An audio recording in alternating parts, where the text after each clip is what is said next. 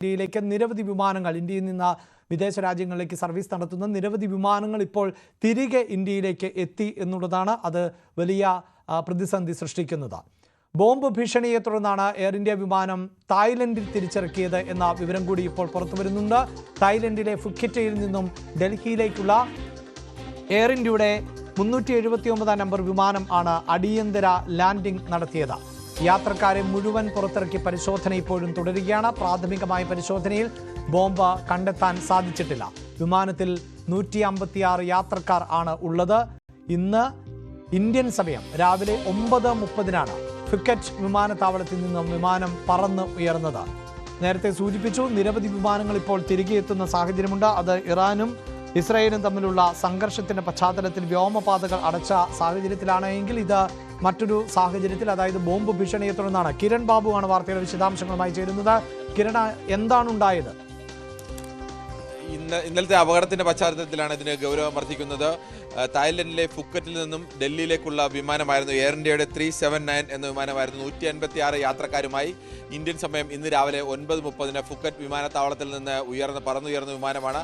അല്പസമയത്തിനുള്ളിലാണ് വിമാനത്തിന് ബോംബ് വെച്ചിട്ടുണ്ട് എന്നുള്ള ഭീഷണി സന്ദേശം വരുന്നത്. അതിനെ തുടർന്ന് അടിയന്തരമായ ലാൻഡിംഗ് ആവശ്യപ്പെടുകയായിരുന്നു. അങ്ങനെ ഫുക്കറ്റ് വിമാനത്താവളത്തിൽ തന്നെ വളരെ വേഗത്തിൽ തന്നെ വിമാനം ലാൻഡ് ചെയ്തു. വേഗത്തിൽ തന്നെ ഈ 156 യാത്രക്കാരെ വിമാനത്തിൽ നിന്ന് ഇറക്കി വളരെ വിശദമായ പരിശോധന നടത്തി വിമാനത്തിൽ. പക്ഷേ ഇതുവരെയും ബോംബൊന്നും കണ്ടെത്താൻ കഴിഞ്ഞിട്ടില്ല. ഇനി അടുത്ത റൗണ്ട് പരിശോധന തുടരുന്നത് മാത്രമേ ഉള്ളൂ. എന്തായാലും അത്തരത്തിലേക്ക് ഒരു ബോംബ് ഭീഷണി വന്നതിനെ തുടർന്ന്, പ്രത്യേകിച്ച് ഇങ്ങനെ ഒരു വിമാന അപകടം ഉണ്ടായ പശ്ചാത്തലത്തിൽ അതിനെ കൂടുതൽ ഗൗരവത്തോടു കൂടിയാണ് കാണുന്നത്. എയർ ഇന്ത്യയുടെ വിമാനമായിരുന്നു എന്നതും ഇതിന് ഗൗരവം വർദ്ധിപ്പിക്കുന്നുണ്ട്. എയർ ഇന്ത്യയുടെ ഒരു വിമാനം തകർന്നു വീണ ഒരു പശ്ചാത്തലത്തിൽ പെട്ടെന്ന് തന്നെ തായ്ലൻഡിൽ നിന്നുള്ള ഒരു ഡൽഹിയിലേക്ക് പറക്കാനിരുന്ന വിമാനമാണ്. ഇന്ത്യൻ സമയം രാവിലെ 9:30 ഈ വിമാനം അവിടെ നിന്ന് തായ്ലൻഡിലെ ഫുക്കറ്റിൽ നിന്ന് പറന്നുയർന്നത്. അതിന് തൊട്ടു പിന്നാലെയാണ് ഈ ബോംബ് ഭീഷണി ഉയർന്നത്.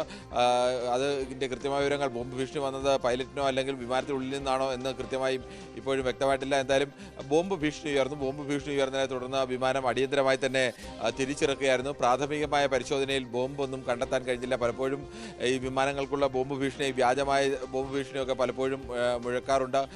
പലതരത്തിലും ചിലർ തമാശയ്ക്ക് ചെയ്യുന്നതും ചിലർ ബോധപൂർവം ചെയ്യുന്നതും ഭീഷണിപ്പെടുത്താൻ വേണ്ടി മനഃപൂർവ്വം സംഘടനകൾ ചെയ്യുന്നതും ഒക്കെ അങ്ങനെ പലതരത്തിലുള്ള ബോംബ് ഭീഷണികളൊക്കെ ഉയരാറുണ്ട്.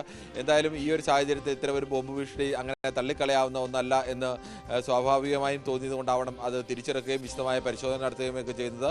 156 യാത്രക്കാരുമായി ഫുക്കറ്റിൽ നിന്നും രാവിലെ ഇന്ത്യൻ സമയം 9:30 ഡൽഹിയിലേക്ക് തിരിച്ച എയർ ഇന്ത്യ വിമാനത്തിലാണ്, എയർ ഇന്ത്യയുടെ 379 വിമാനത്തിലാണ് ഈ ബോംബ് ഭീഷണി ഉയർന്നത്. എന്തായാലും കിരൺ സൂചിപ്പിക്കുന്നത് പോലെ എയർ ഇന്ത്യ വിമാനം അപകടത്തിൽപ്പെട്ട സാഹചര്യം കൂടിയുണ്ട്. നിരവധി വിമാനങ്ങൾ ഇസ്രായേൽ ഇറാൻ സംഘർഷത്തിന്റെ പശ്ചാത്തലത്തിൽ തിരിച്ചയച്ച സാഹചര്യം ഉണ്ടാകുന്നു. അതിനിടയിൽ കൂടിയാണ് ഇത്തരമൊരു വാർത്ത കൂടി പ്രേക്ഷകരുമായി പങ്കുവെക്കേണ്ടി വന്നത്.